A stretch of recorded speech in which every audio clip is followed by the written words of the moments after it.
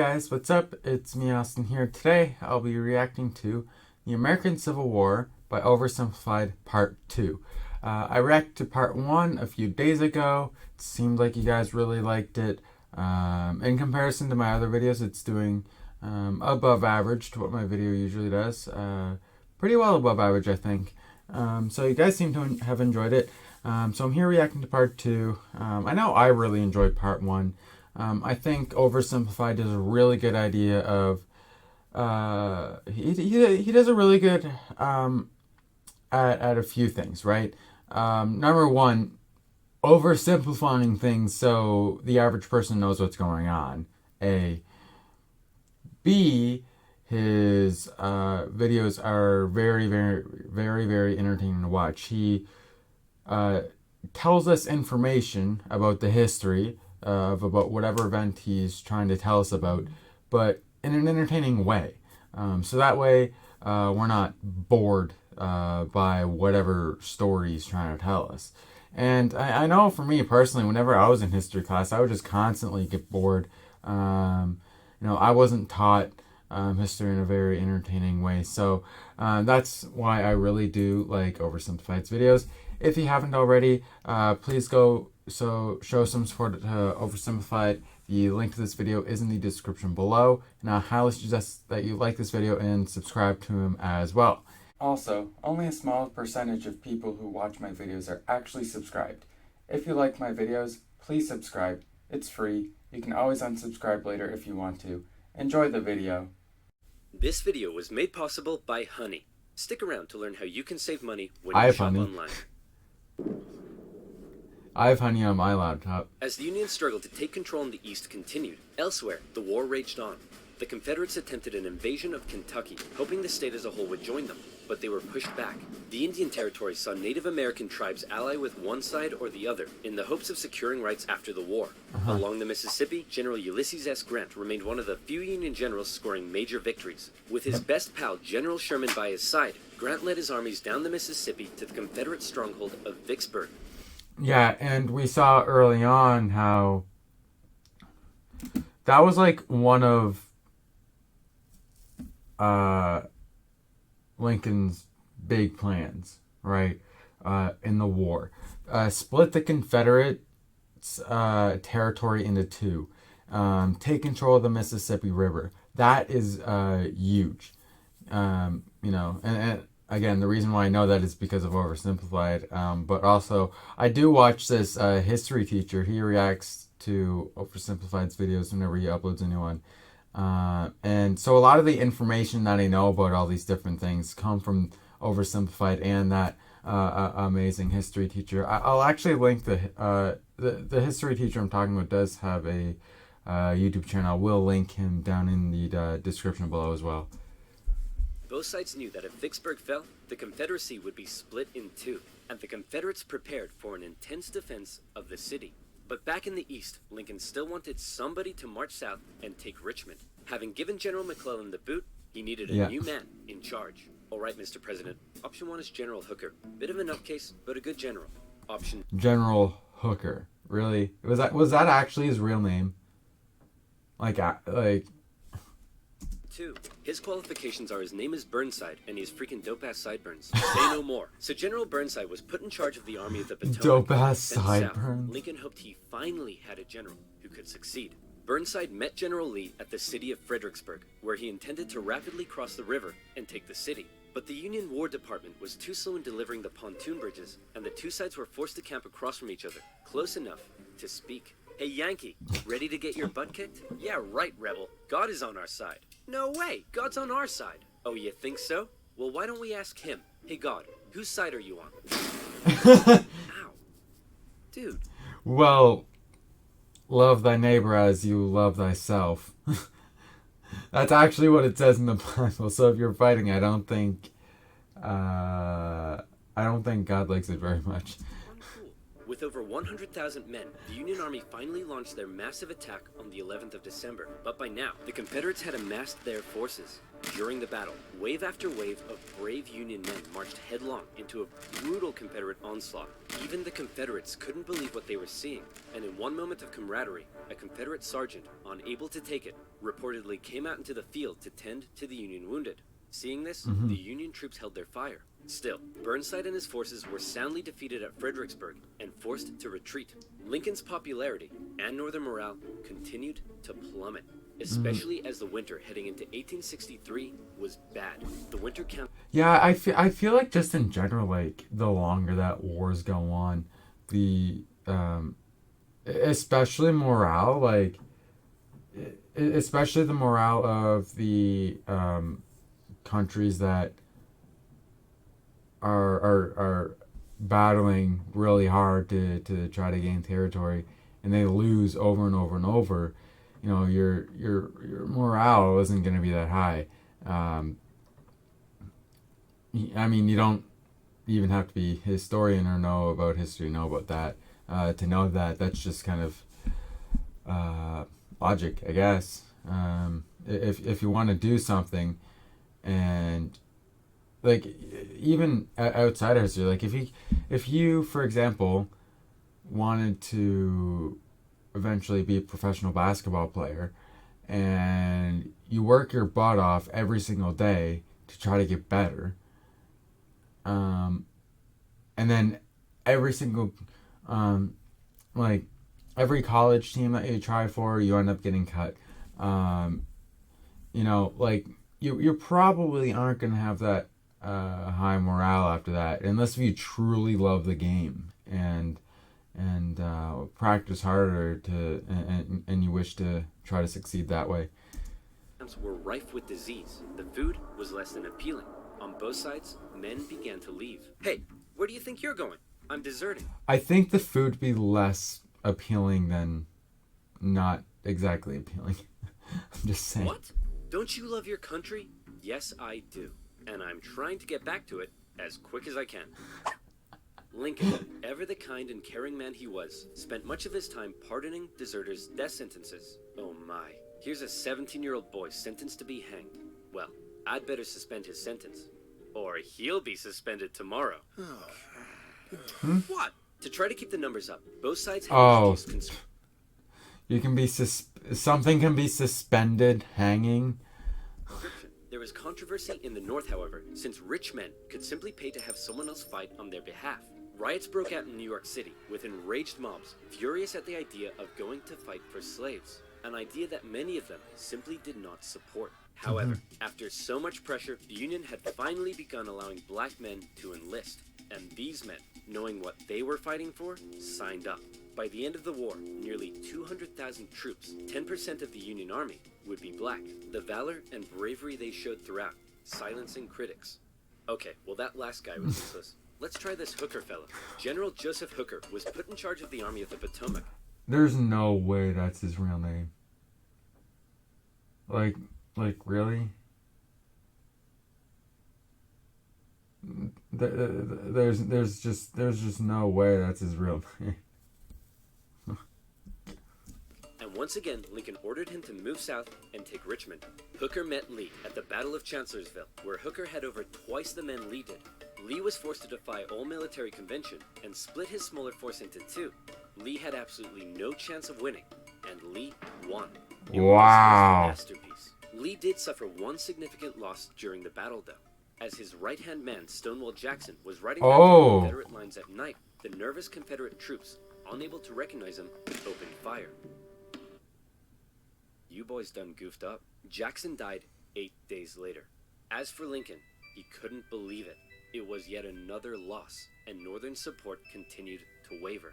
While the Union kept on struggling in the East, out west, unconditional surrender Grant was making moves as always. In an attempt to take Vicksburg on the Mississippi, he made a series of risky and bold movements. He sent a cavalry raid and feigned Sherman north to confuse the enemy.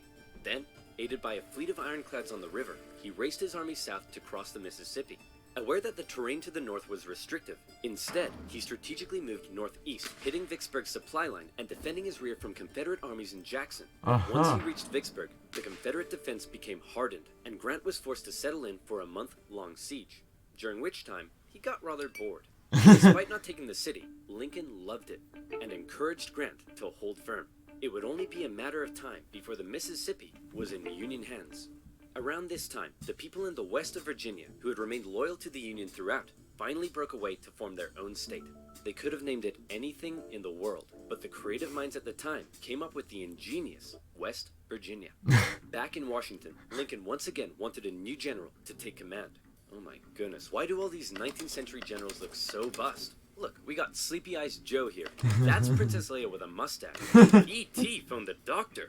Fine, why don't we give Snapping Turtle McGee here a shot? So General Snapping Turtle McGee was put in charge of the Army of the Potomac, and it was a crucial time for the Union, because once again, the Confederates decided to go on the attack. So far, they had done exceedingly well militarily, but as the war kept going, the Confederate economy was crumbling. Riots broke out in the streets of Richmond as the price of bread skyrocketed. Supplies were dwindling. Jefferson Davis wanted to send men west to rescue Vicksburg, but General Lee knew the longer the war lasted, the worse their chances got, and he still hoped if he could just threaten D.C., the already demoralized North would surrender. So in June 1863, with the momentum behind him, General Lee once again entered the North, fighting his way through Maryland and into Pennsylvania. General Meade set out to meet him for what would be the most significant battle of the entire war. If the Confederates won, D.C. could fall. If the Union won, it would be a turning point, as the Confederates would run out of steam, and the small town that was to get caught up in the crossfire of the largest battle in American history was Gettysburg, Pennsylvania. Yeah. Oh, yeah, I've heard of that. Battle of Gettysburg. I don't really know anything about it. I just heard about it. Units from each army encountered one another and skirmished through the town itself. The townspeople looks like I'm learning about it now. Were forced to take refuge, except for one man who reportedly ran outside for a strange reason. Joseph, what are you doing? I'm not gonna let them take my beans. How many times do I have to tell you they're not here for your beans? By the second day, over 100,000 men stretched for miles across the battlefield. Lee took the initiative, deciding to hit the enemy's flanks, and he came very close to breaking through the Union's disorganized left. But Union Colonel Joshua Chamberlain ordered a desperate bayonet charge, smashing into the Confederates and forcing them back. The Union forces held across the line. On the final day, Lee believed the Union Army had fortified its flanks, so he decided to finish them off with one massive central assault. The Confederates rushed at the Union lines during General Pickett's charge, and this time, it was the Union's turn to unleash hell. Meade had correctly guessed Lee's strategy, and the Confederates were decimated, forced to turn and flee. A devastated General Lee called out to his fleeing and wounded men, telling them it was his fault. And after holding for a counterattack that never came, he ordered a retreat back into Virginia. The North had just managed to score a massive victory. They desperately needed. And if that wasn't enough, in the West, after a month-long siege, Vicksburg finally fell. The North now held the Mississippi. And better yet, it was the 4th of July. With control of the Mississippi, Union forces moved into Arkansas and Tennessee. Tennessee in particular saw heavy fighting, with Union General Rosecrans masterfully pushing Braxton Bragg's Army of the Tennessee out of Tennessee. He suffered a major setback, however, at the bloody Battle of Chickamauga, and ended up under a Confederate siege at Chattanooga. At one point during the siege, a temporary truce was declared so that wounded men could be recovered. And often in the Civil War, during these small truces, men from both sides would meet in the middle to trade things like tobacco, coffee, and maybe even honey. Oh. Do you like honey? Segue. Bees are great. And you know what rhymes with honey? Money. Did you know honey can help you save money? Let me explain. Honey is a free browser extension that automatically finds you the best coupon codes when you buy stuff online. Oh, really? For free. For example, here I am purchasing 100 pepperoni pizzas because what the heck, I do what I want. With just a click of a button, I've saved $210. Nice. Honey works with over 30,000 websites, including eBay, Target, and Expedia. And it's already found OverSimplified subscribers over $46,000 in savings. It takes just 2 clicks to install. And better yet, it's absolutely, positively, 100% free. Get Honey now and start saving money by clicking on the link in the description below. Joinhoney.com/oversimplified. That's joinhoney.com/oversimplified. And as always, you'll be supporting my channel. So thank you. Now where was I? Oh yeah. Vicksburg, 4th of July, and the Siege of Chattanooga. Thankfully, General Grant, now in charge of all Western Union armies, showed up and karate-kicked Bragg right back into Georgia. Like this. With Sherman and Hooker, Grant took on Confederate positions in the mountains around the city, including the famous battle above the clouds and Mission Ridge. Grant continued to be Lincoln's #1 guy. With these victories, Lincoln hoped the war was finally turning. Back in Gettysburg, the entire town had been turned into a hospital to care for the scores of wounded men. Throughout the war, on both sides, women such as Clara Barton rose to the occasion, doing crucial work on the home front and volunteering as nurses for those who had given their lives. A new national cemetery was to be established at Gettysburg, and Abraham Lincoln traveled out to attend the opening ceremony. At the event, the main speaker spoke for 2 hours. Then, Abraham Lincoln was called forward to give some brief, appropriate remarks. In just 2 minutes, he masterfully and poignantly iterated America's national purpose and the need to continue the fight. The Gettysburg Address would become one of the most famous speeches in American history. While they were making progress. Yeah, I want to look more into that. The Gettysburg Address that Lincoln made. I don't know much about it, but I would like to. I would like to read what he said. Couldn't find a decisive victory in the East, and that was bad news for Lincoln because his presidency was now in its 4th year. In 1864, there was an election coming. The Confederates knew this too, and with little hope left of being able to threaten the North militarily, they believed their last shot at victory may be in the election, since Lincoln, emancipation, and the war itself weren't exactly popular. People in the North were sick of war and wanted to put it behind them. Robert E. Lee hoped that if he could just hold out and continue to inflict more defeats, the people of the North would vote Lincoln out and replace him with a Southern sympathizer who may be willing to negotiate. Lincoln knew now he desperately needed a victory.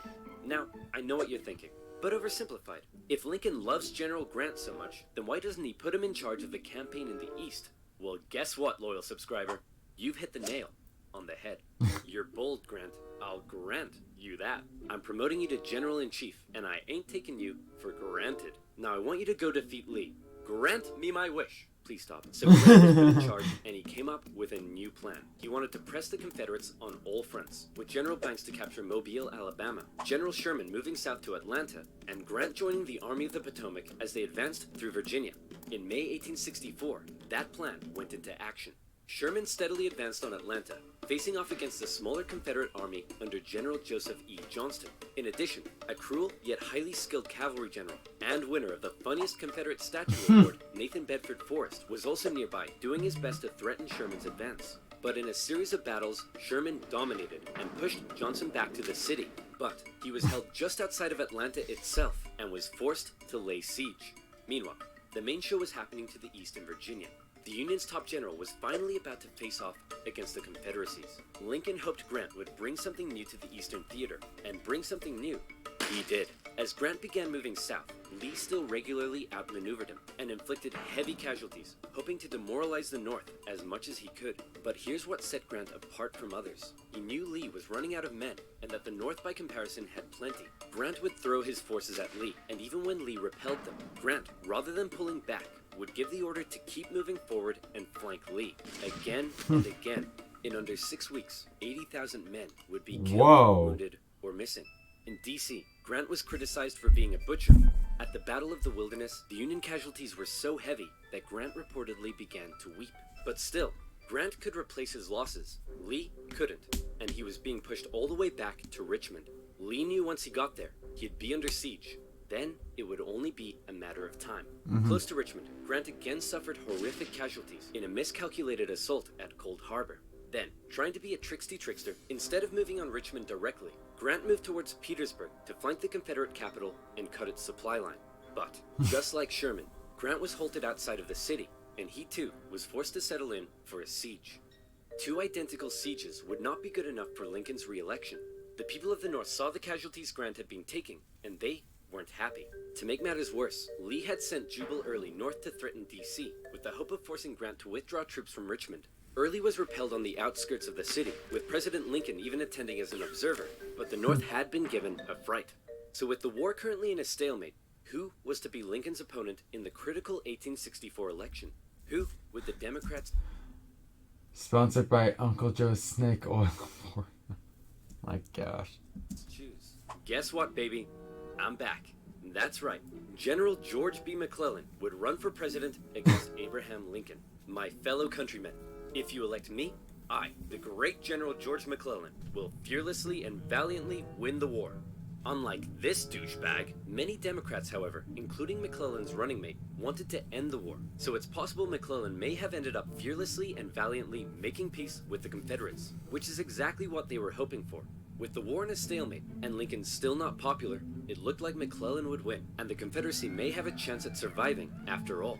Lincoln himself said that without some kind of major victory, it seemed exceedingly probable that this administration will not be re-elected. Well, fret not, Abe, because if it's a major victory you want, it's a major victory you'll get. Atlanta had been under siege by General Sherman for just over a month. After a number of battles around the city, Sherman sent a force south to sever the city's supply line, and Confederate General Hood was forced to abandon it.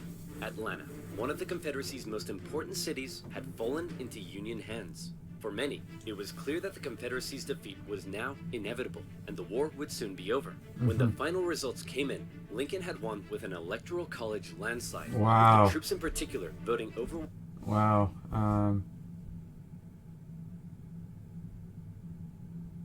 Lincoln had won with an... Yeah, 91.63% of the vote goes to Lincoln, while only 8.93% goes to McClellan. Like, huge numbers. You know, yeah, it's kind of crazy to think about that. Like, if Lincoln didn't score that victory in Atlanta, how history probably would have played out a lot differently. It's kind of interesting to think about. College landslide, with the troops in particular voting overwhelmingly for Lincoln, which must have been touching for their commander-in-chief. Hey man, looks like you lost. No hard feelings? I didn't lose. I merely failed to win. In January, Lincoln involved himself heavily in ensuring the 13th Amendment made it through Congress. In a narrow and historic vote, the amendment passed. Slavery would now be constitutionally banished throughout the nation. Black men and women, watching the vote from the galleries, knew the work had only just begun. A couple months later, at his second inauguration, with victory right around the corner, he didn't celebrate, he didn't gloat. Instead, he emphasized the need for reunification and binding up wounds. To him, Americans, North or South, were to again be compatriots. However, listening to Lincoln speak that day was a man who had no interest in reunification. John Wilkes Booth, an actor living in D.C., was also a deep Southern sympathizer, and as the war turned against the Confederacy, depressed and the guy who assassinated Lincoln. Spoilers. He was already plotting his revenge on the man he held responsible. With further Confederate losses, it was pretty clear at this point who would win. But still, Jefferson Davis showed no sign of giving in. The North were frustrated to see the conflict being dragged out.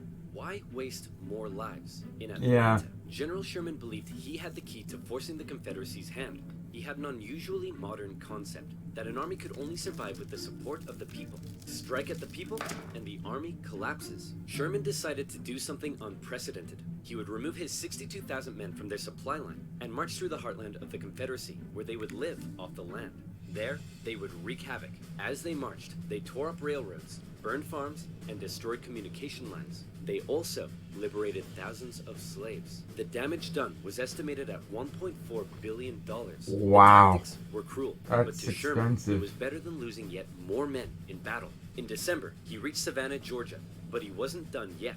Next, he turned north to inflict his punishment on the first state to secede, South Carolina. As he moved, he came ever closer to General Lee's army, still holding out at Petersburg.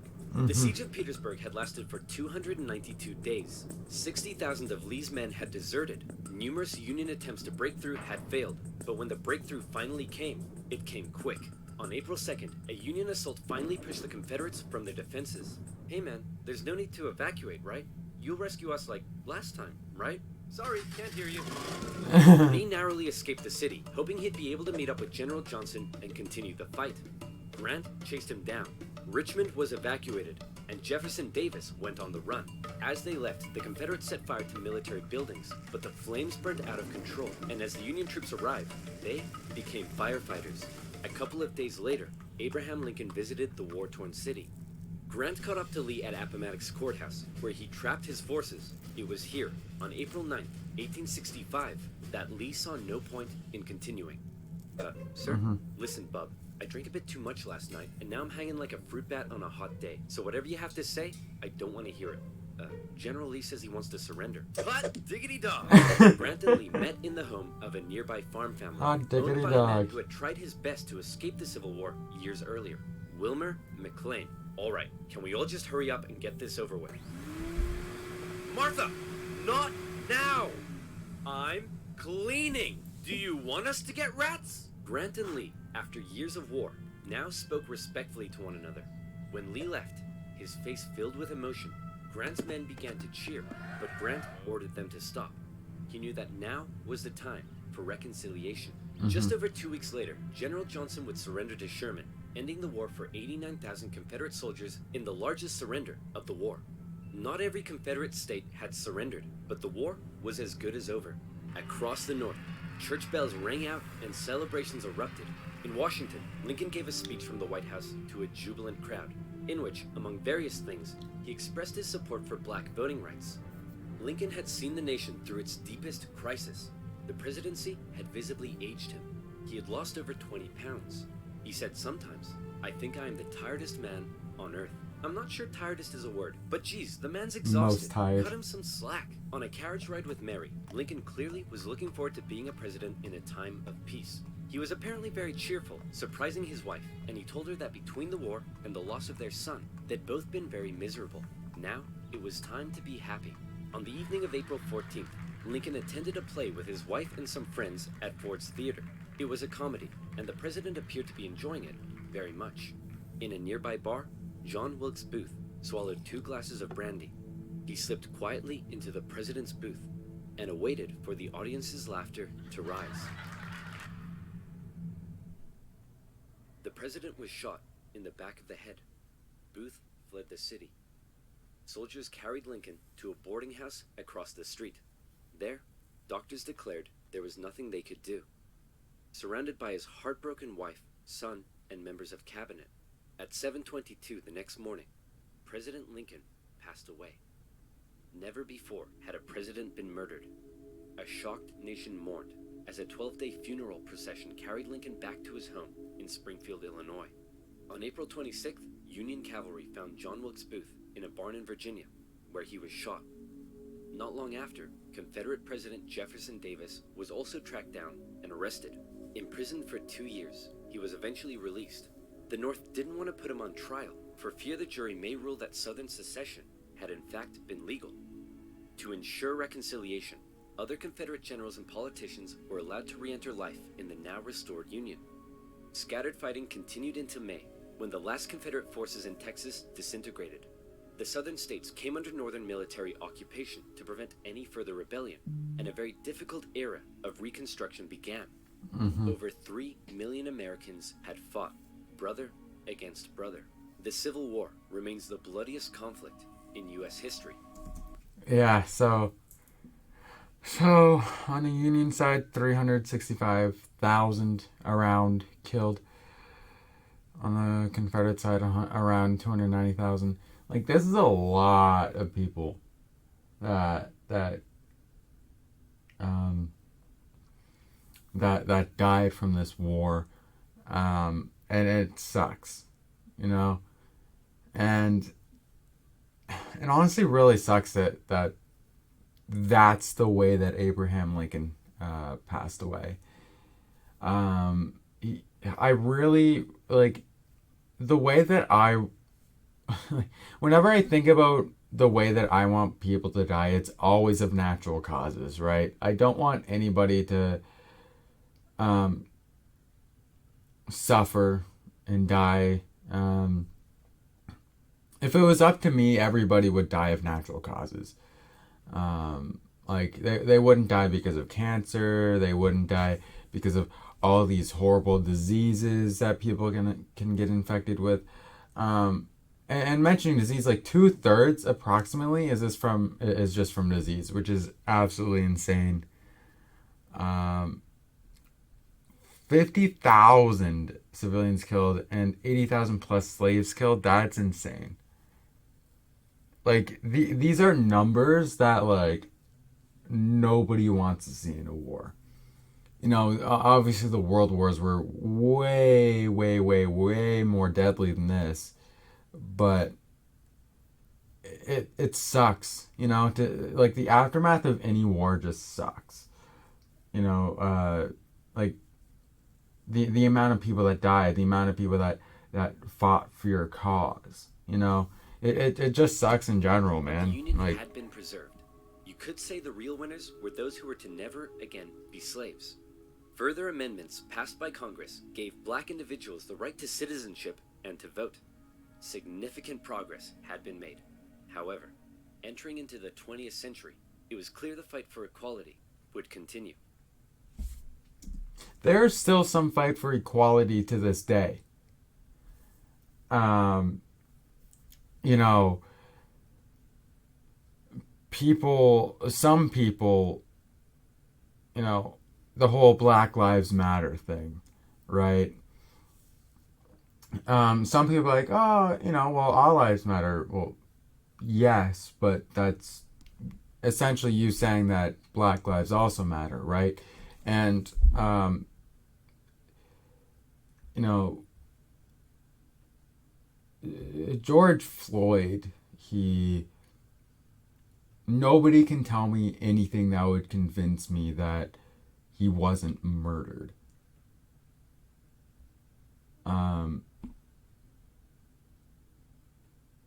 He, like, I saw the video. He wasn't resisting arrest. Like, like what he did. Like, that's not something that you make sure somebody stops breathing from.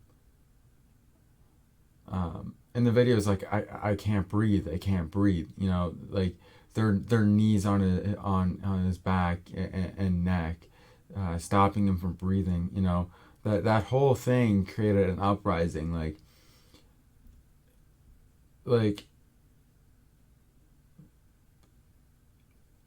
people like it's crazy that we need somebody to die for it to be like, yeah, you know what, maybe discrimination isn't the best way to go for even a movement to start, right? We need people within the governments of our country to be like, yeah, this is like discrimination is unacceptable. And the amount of discrimination that I see in this world today is just unbearable. You know, I read this news article of these black guys. They got the cops called on them because they were trying to return a TV. They had the receipt and they wanted to return the TV. Right. The discrimination is still very much so a very, very large issue that needs to even be taken into account to this day. You know, like the American Civil War happened a very, very long time ago. And discrimination is still happening on a very, very large scale. And it's very sad and just very, very unfortunate. In modern America, the man who fought to preserve the nation and never gave up in the darkest of times stands as a symbol of honesty, empathy, humility, perseverance, and courage. Okay, let's read this. In this temple, as in the hearts of the people for whom you save the Union, the memory of Abraham Lincoln is enshrined forever. A continuous reminder of what has forged America and what it should ever strive to be.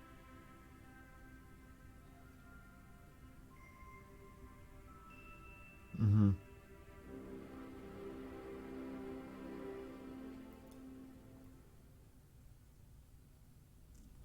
Yeah, it sucks, man. Seeing like if you think about it, like in a war, right? There's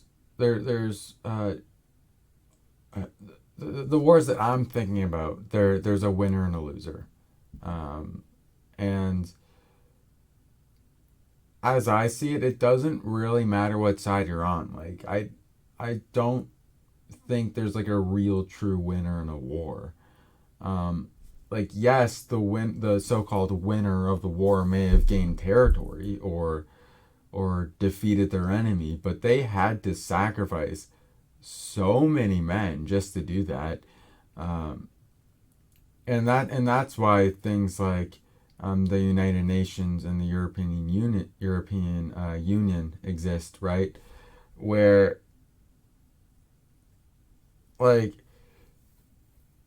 essentially like if you declare war on one of those countries, then it's basically like you're declaring war on all those countries, and all those countries are just like against you, sort of thing.